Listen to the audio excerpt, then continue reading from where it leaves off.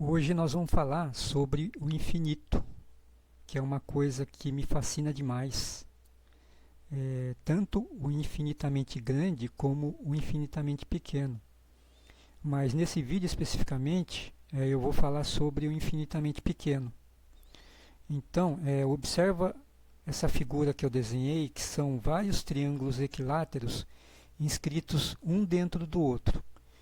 Então, observe que aqueles triângulos menorzinhos lá, a gente quase não consegue identificar. Porém, eu vou dar um zoom nessa figura, olha. E aí aqueles triângulos pequenos, eles vão aumentando de tamanho e vão começando a aparecer com mais detalhes.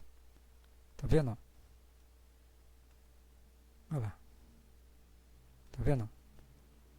Então eu estou dando um zoom, como se eu estivesse mergulhando para dentro da figura. E aí, esse daqui ó, é o menor triângulo que eu desenhei. Porém, daria para desenhar mais triângulos dentro desse daqui. E indo até... Na verdade, esse programa tem um limite, você não consegue ir indefinidamente. Porém, na prática, você vai para o infinito, você consegue desenhar infinitos triângulos, um dentro do outro.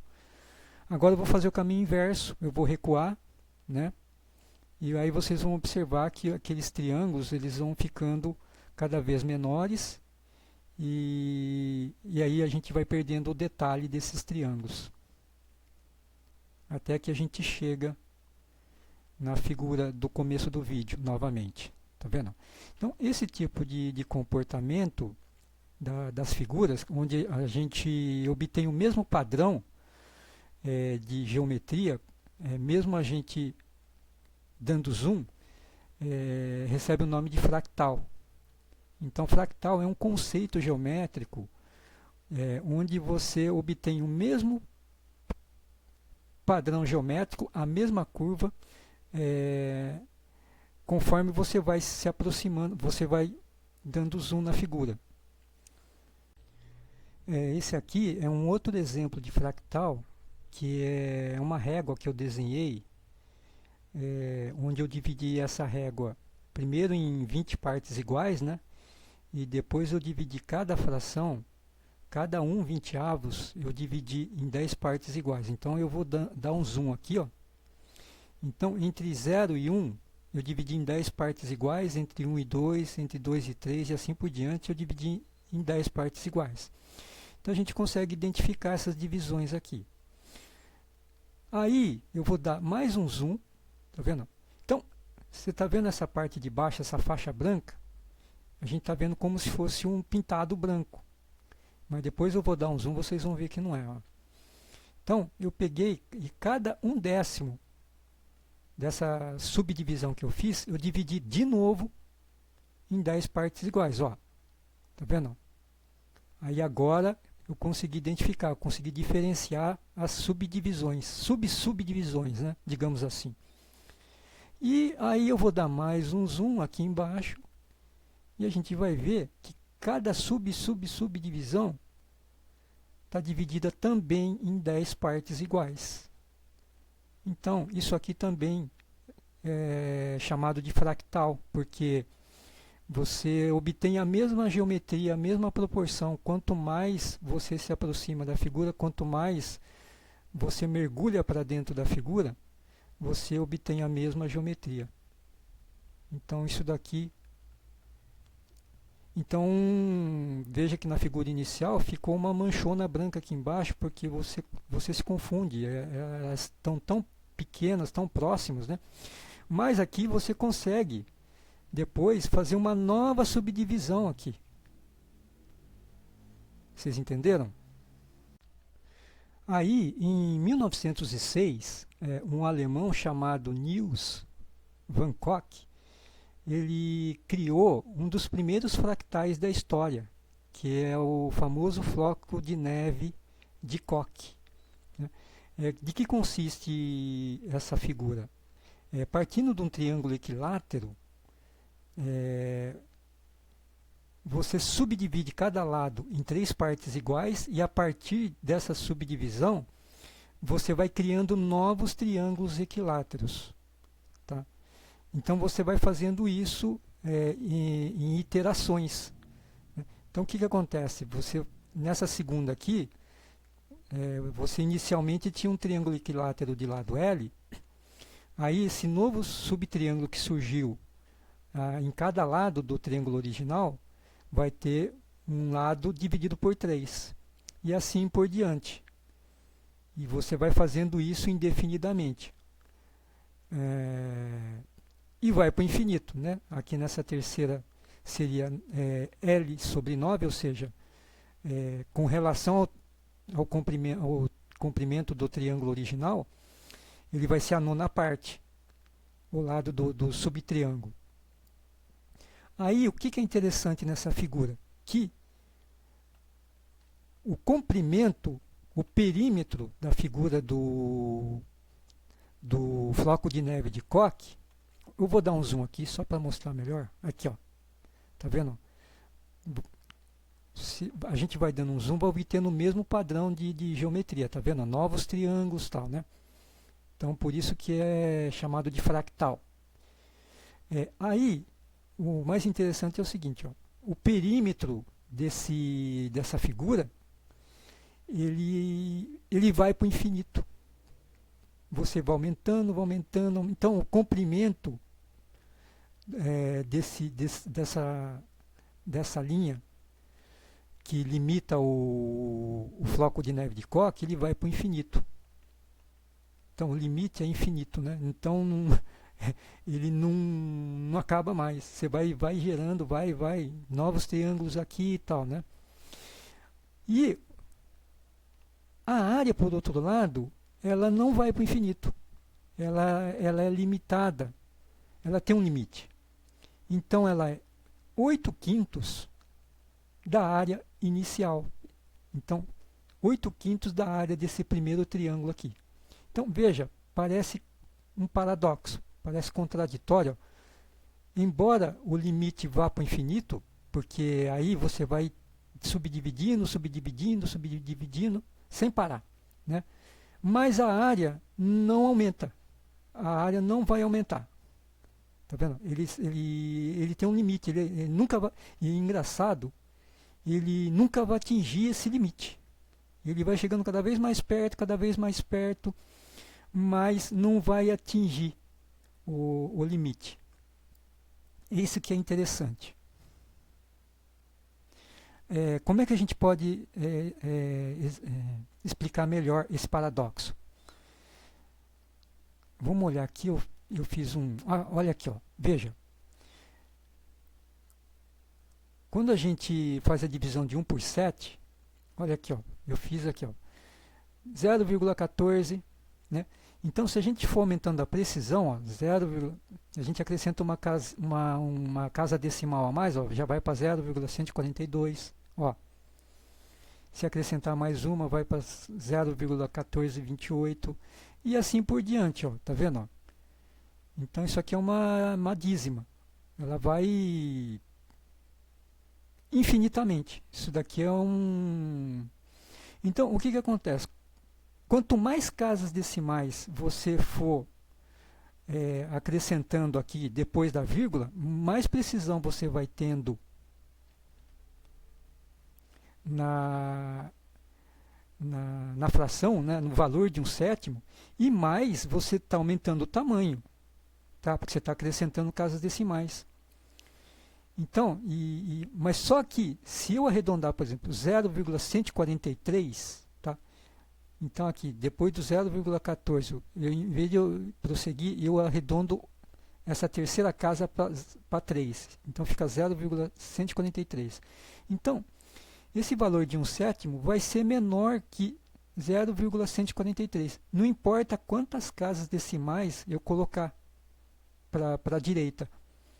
Então, esse 0,143 ele está fazendo o papel daquele 8/5 da área inicial da figura do floco de neve de Koch. Então, ele é limitado. Então, não sei se vocês entenderam o que eu quis dizer. Né? Então, quando você aumenta a precisão, você ao mesmo tempo que está aumentando a precisão, você está aumentando o tamanho do valor da fração. Tá? Mas ele pode ser limitado por um valor máximo, digamos assim. Tá? E olha que interessante esse 1/7. Ele é uma dízima periódica composta. Ó, o 142.857 ele vai se repetindo, ó, infinitamente. Ó, 142.857, 142.857, 142.857 e vai. É um número, e esse 142.857 é um número bastante interessante, até fiz um vídeo sobre ele. É um número mágico. Então, a partir de agora, eu vou fazer uma demonstração dos resultados com relação aos perímetros e às áreas do floco de neve de Koch, que a gente viu escrito lá anteriormente, né? Então a gente começa com esse triângulo equilátero de lado L, né? Então o perímetro inicial é 3 vezes L e a área inicial é L ao quadrado vezes raiz de 3 sobre 4. Eu escrevi essa área aqui, né, em função de L, mas eu não vou usar essa fórmula aqui, que está aqui. Tá? Eu vou fazer de uma outra forma. Aqui a gente já fez a primeira iteração, né? A gente subdividiu cada lado do triângulo original em 3 partes iguais. E aí a gente criou esses subtriângulos, né, equiláteros em cada lateral, que seriam esses triângulos pintados de verde. Então, com relação ao perímetro, olhando aqui para o lado direito, quando eu fiz essa subdivisão e criei o triângulo, como eu subdividi em 3 partes iguais, cada lado desse subtriângulo ele vai ter comprimento L dividido por 3, certo? Porque eu dividi em 3 partes iguais. E como os triângulos são equiláteros, então cada lado vai ter comprimento L sobre 3. Então, e quantos segmentos eu vou ter aqui? Ó? Olhando para esse lado aqui, eu vou ter 1, 2, 3 e 4. Então, eu vou ter 4 segmentos olhando para esse lado, para um dos lados do triângulo original. Então, está aqui, esse 4 é referente a isso. Eu vou ter 4 segmentos de reta com comprimento L sobre 3, que é esse L sobre 3 aqui. Ó, tá? Então, eu vou ter, recapitulando, vou ter 4 segmentos de reta de comprimento L sobre 3. Mas, como o triângulo tem 3 lados, né, então eu vou fazer isso em cada lado do triângulo original. Então, por isso que eu multiplico por 3 aqui, tá certo? Então, essa é a primeira iteração do perímetro. Agora, olhando para a área, do lado esquerdo aqui, eu vou utilizar o mesmo conceito da subdivisão. Como eu dividi cada lado em 3 partes iguais, então originaram-se 3 triângulos, subtriângulos, cujo lado mede L sobre 3. A área desse triângulo verde aqui é 1/9 do triângulo original. Por quê? Perceba que eu dividi esse triângulo original aqui em 9 partes iguais. Ó. 1, 2, 3, 4, 5, 6, 7, 8, 9. Então, ele está dividido em 9 partes iguais, ou seja, são 9 subtriângulos equiláteros cujo lado mede L sobre 3. Então, a área desse triângulo vermelho aqui é a área do triângulo grandão, original, dividido por 9, que é a mesma área desse triângulo verde. Então, veja, que é o que está escrito aqui. Ó. Então, a área da primeira iteração vai ser A0, que é a área do triângulo original, mais 3 vezes a área do triângulo verde. O que é esse triângulo verde? A0 sobre 9, certo? Que é 1/9 da área do triângulo grande. Eu tenho que multiplicar por 3, porque são 3 triângulos aqui em cada lado do triângulo original. Perfeito?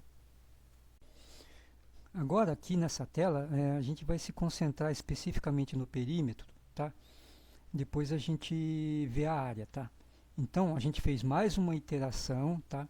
O que aconteceu? Novamente, subdividimos aqui em triângulos menores. O que aconteceu com esses triângulos menores? Eles ficaram com a nona parte da imediatamente anterior. Então, todo aquele processo, novamente, a gente dividiu por 9. Ó. Agora, vamos olhar em termos de segmento de reta. Ó. Então, olha para dentro dessa circunferência tracejada vermelha aqui. Ó. Então, a gente vai ter o quê? Quantos segmentos de reta aqui? Ó? Cada segmento de reta vai ter L sobre 9. Por quê? Porque a gente tinha lá o L sobre 3 e dividiu por 3 de novo. Por quê? Porque dividiu em 3 partes iguais. Então, ele ficou com L sobre 9 de comprimento, que é esse L sobre 9 que está aqui. Ó, tá? Quantos segmentos vai ter? Ó? Vamos contar. 1, 2, 3, 4, 5, 6, 7, 8. Então, vai ter 8 segmentos de reta, que é esse 8 aqui, certo? E aí, quantos eu circundei aqui com uma circunferência vermelha?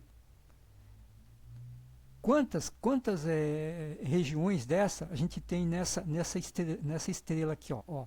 A gente vai ter essa, mais essa, mais essa, mais essa, mais essa, mais essa.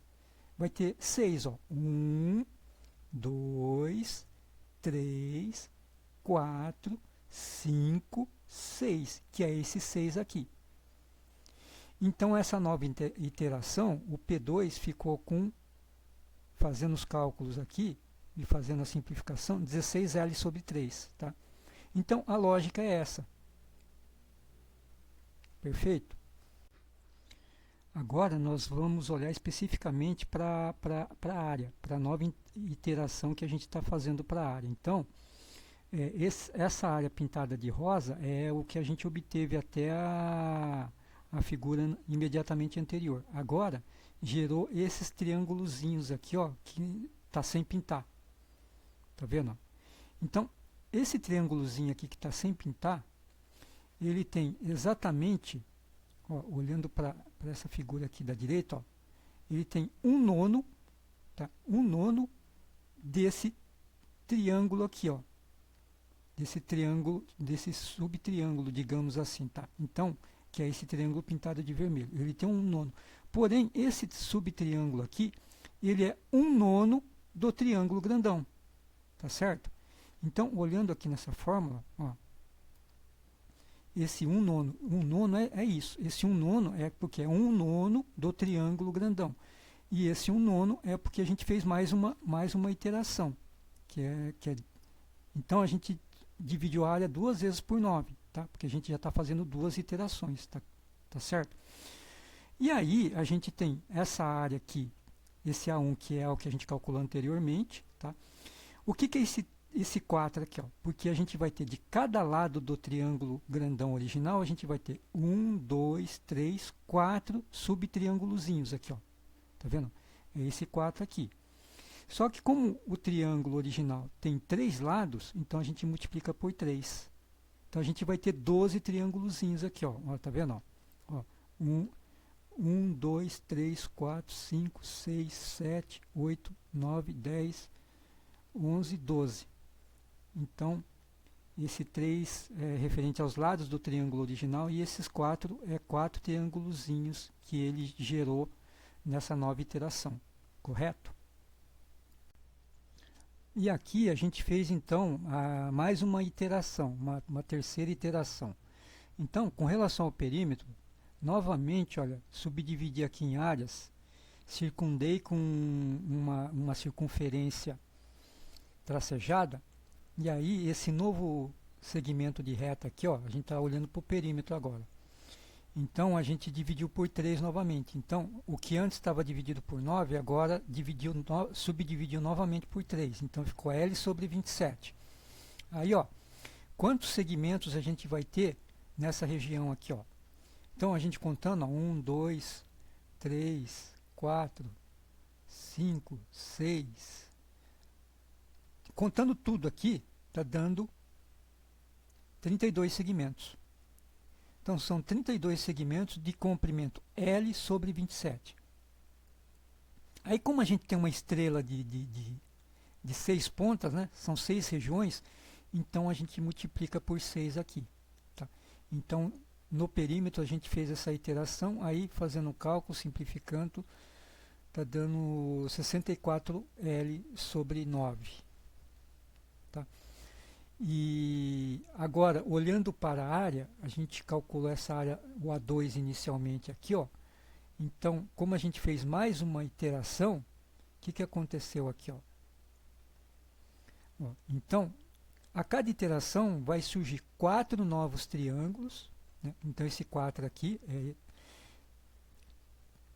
tudo aqui é idêntico ao outro aqui, ó. Pode ver, ó, 3, 3, 4, 4, 1, 81, 81.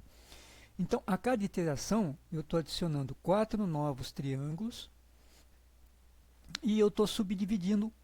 Então, eu tenho que dividir por 9, porque vão surgir 9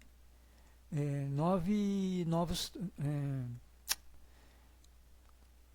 desculpe, eu vou ter que dividir novamente por 9 cada área de cada triângulo que eu for subdividir.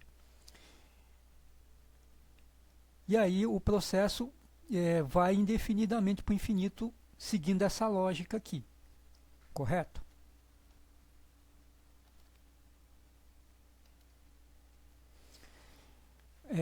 Então, com relação ao perímetro, olha aqui, ó. De forma genérica, eu cheguei numa potência de base 2 elevado a 2n vezes o L, onde L é o lado do triângulo original, dividido por 3 elevado a n menos 1. Né? Então, essa fração aqui, conforme esse n vai indo para o infinito, ou seja, quanto mais iterações a gente for fazendo, mais esse valor vai aumentar. Então, ele vai indo para o infinito. Então, ele vai ficando cada vez maior. Então, a gente fala que o limite dessa medida é infinito. Tá? Então, se vocês forem fazendo na calculadora, vai aumentando essa medida a cada nova iteração. Então, ele vai indo para o infinito. Só para complementar aqui o cálculo do perímetro do floco de neve no infinito, considerando essa última iteração, a P3, a terceira iteração, a gente chegou em 64 vezes L dividido por 9. Então, o que eu fiz aqui? Eu obtive 64 em termos de uma potência de base 2, ou seja, 2 elevado a 6, e eu converti o 9 numa potência de base 3, que aí seria 3 elevado a 2. E a ideia agora é obter o perímetro após um número n de iterações, ou seja, o enésimo termo dessa sequência de iterações aí. Então, se a gente considerar aqui a potência 6, em termos do índice n, seria 2n. Por quê? Porque nós estamos na terceira iteração. Então, 2 vezes 3 dá esse 6 aqui. Então, esse expoente do termo genérico de base 2 seria 2n. E aqui embaixo seria n menos 1. Por quê? Como a gente está na terceira iteração, 3 menos 1 vai dar esse 2 aqui.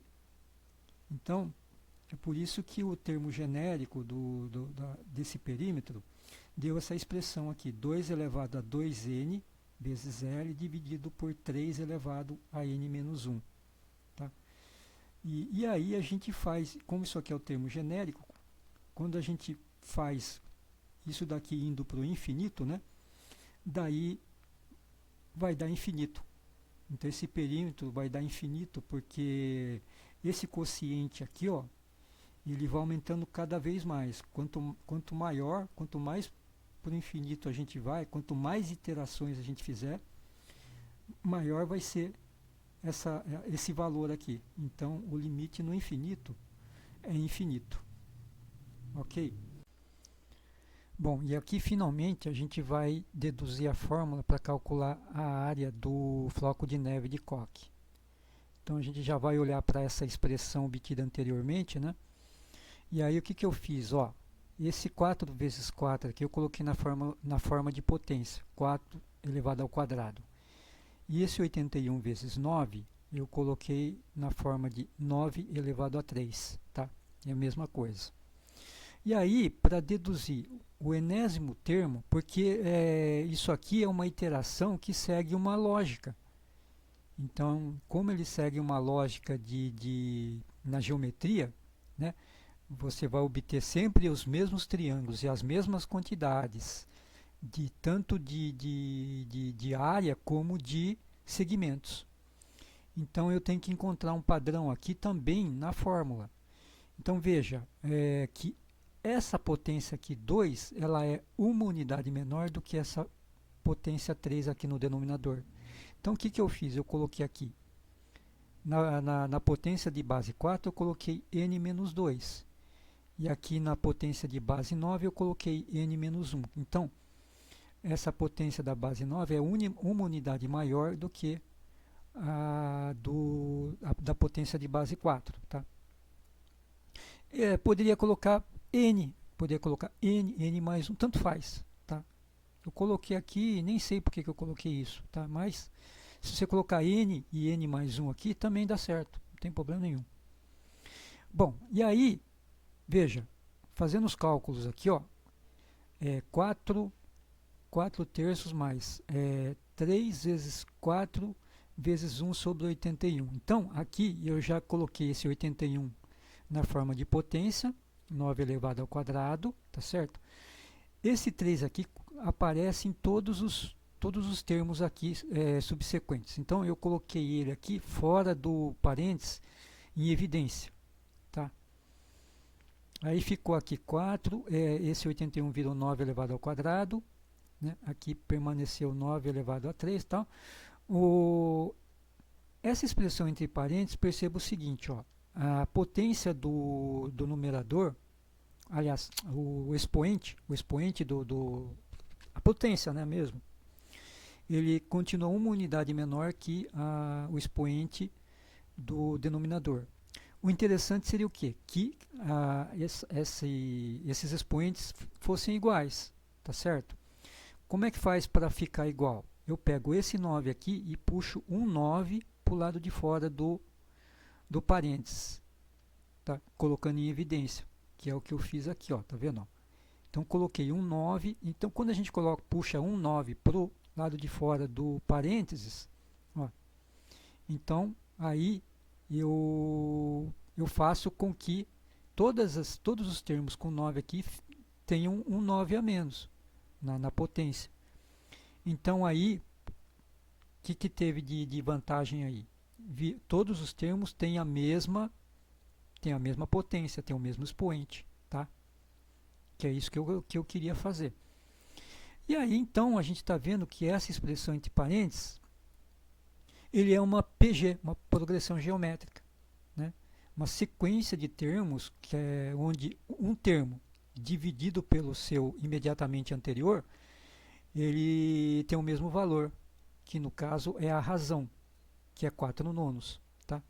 Então, 4 ao quadrado dividido por 9 ao quadrado dividido por 4 nonos dá 4 nonos. Tá? E assim por diante.